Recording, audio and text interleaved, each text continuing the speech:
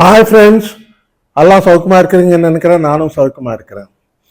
இன்னைக்கு நம்ம crypto currency மார்க்கெட்டில் நிறைய விஷயங்கள் நடக்குது.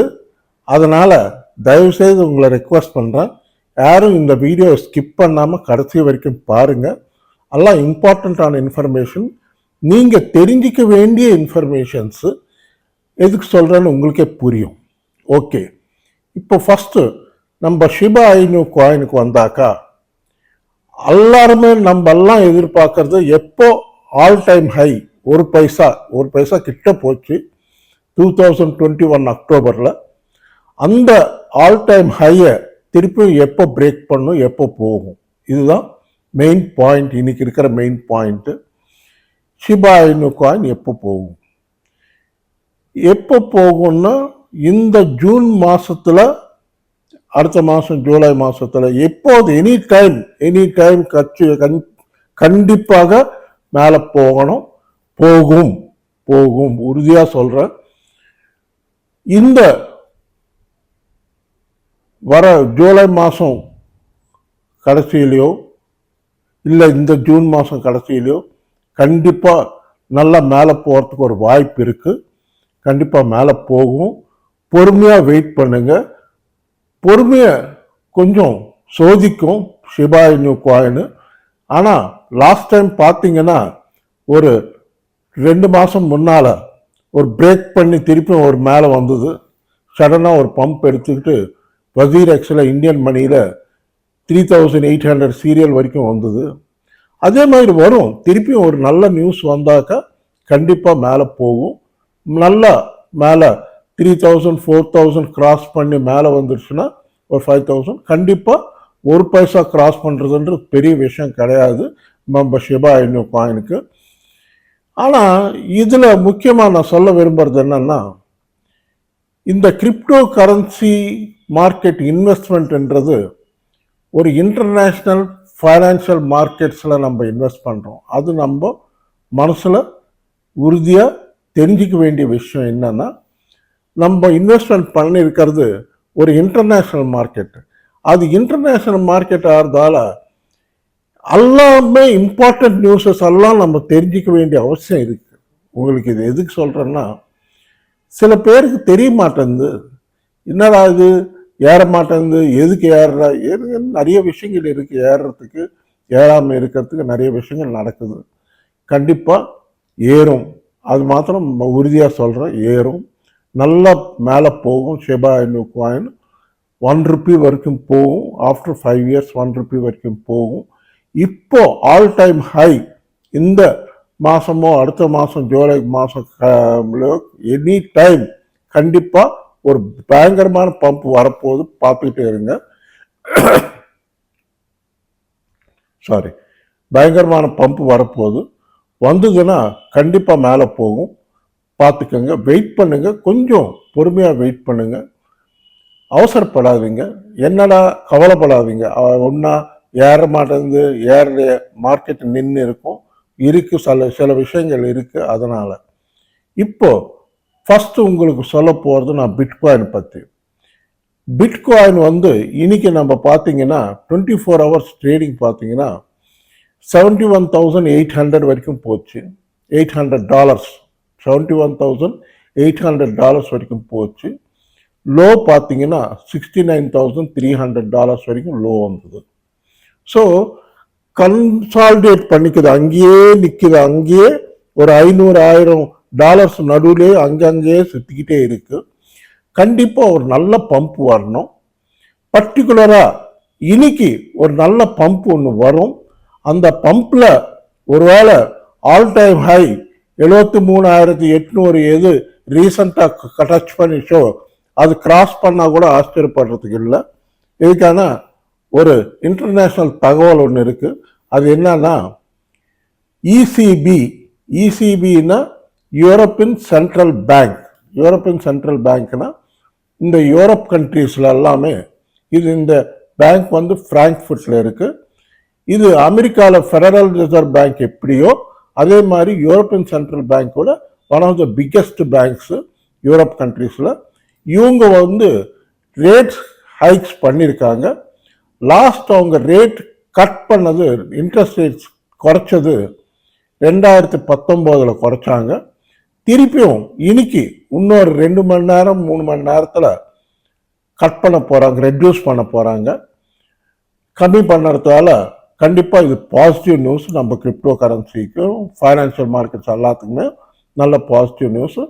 25 பிபிஎஸ் பாயிண்ட்ஸ் ரெடியூஸ் பண்ணுறதா சொல்கிறாங்க.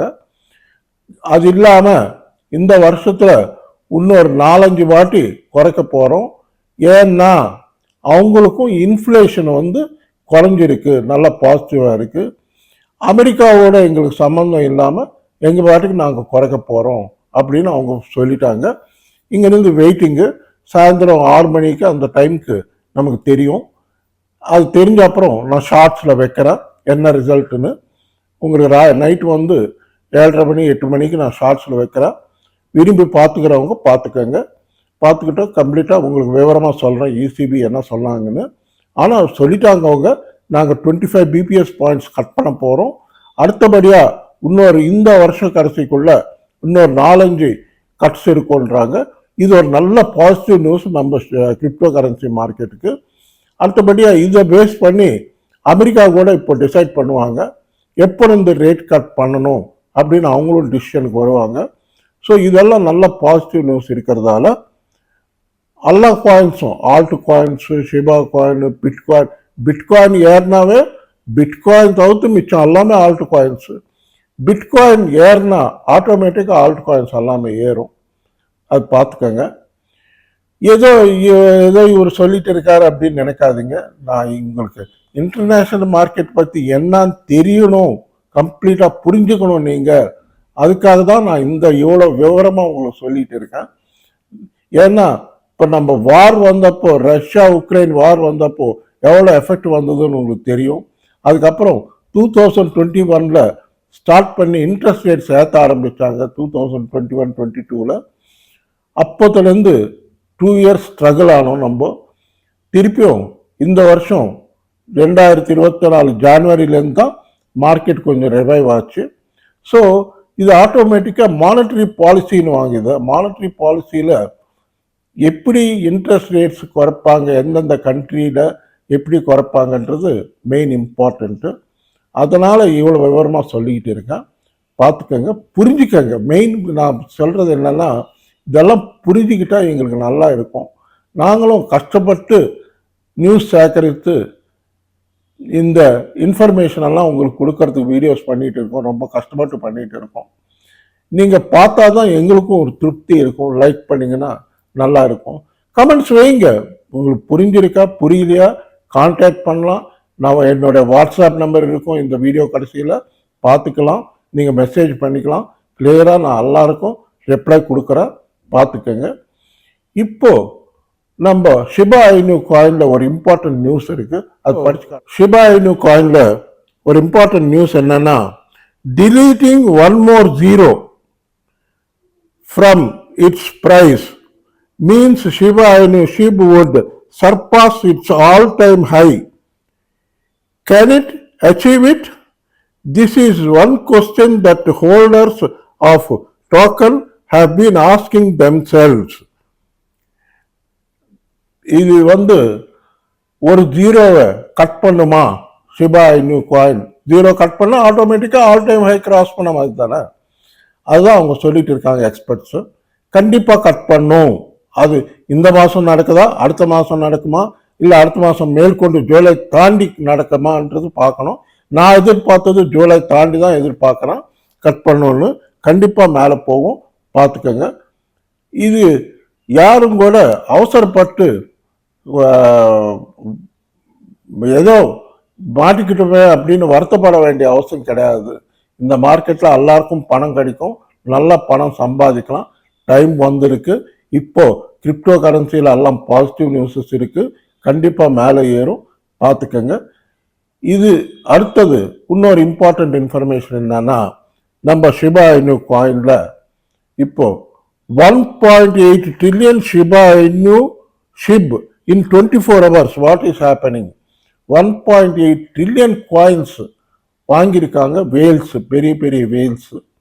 அப்படின்னா அவங்க ஏதோ ஆக்டிவிட்டி எக்ஸ்பெக்ட் பண்ணுறாங்க, கண்டிப்பாக மேலே போகும் தான் எதிர்பார்க்குறாங்க எல்லாருமே.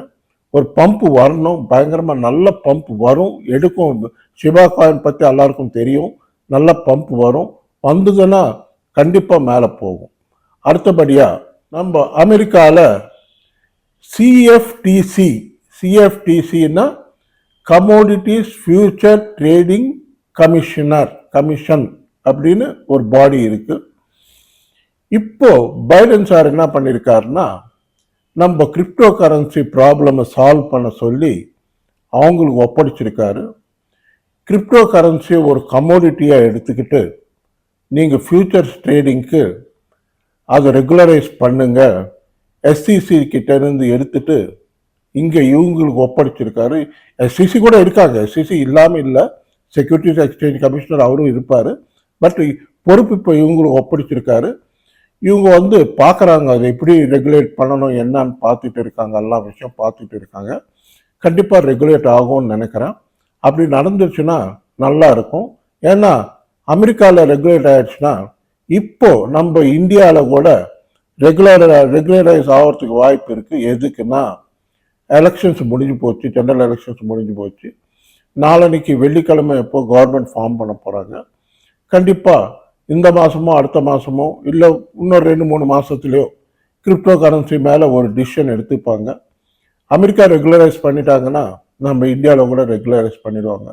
ரெகுலரைஸ் பண்ணிட்டா இது ஒரு அருமையான அசெட்டு, ஃப்யூச்சருக்கு நல்ல பணம் கிடைக்கும், பார்த்துக்கங்க, நல்ல இன்வெஸ்ட்மெண்ட்ஸ் பண்ணிக்கலாம்.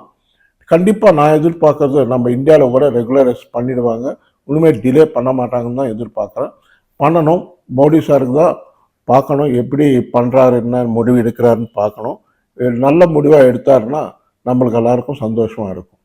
ஓகே ஃப்ரெண்ட்ஸ், இந்த வீடியோ பிடிச்சிருந்தா தயவுசெய்து நல்லா லைக்ஸ் வைங்க, ஷேர் பண்ணுங்கள், சப்ஸ்கிரைப் பண்ணுங்க. நன்றி, வணக்கம், மீண்டும் சந்திப்போம்.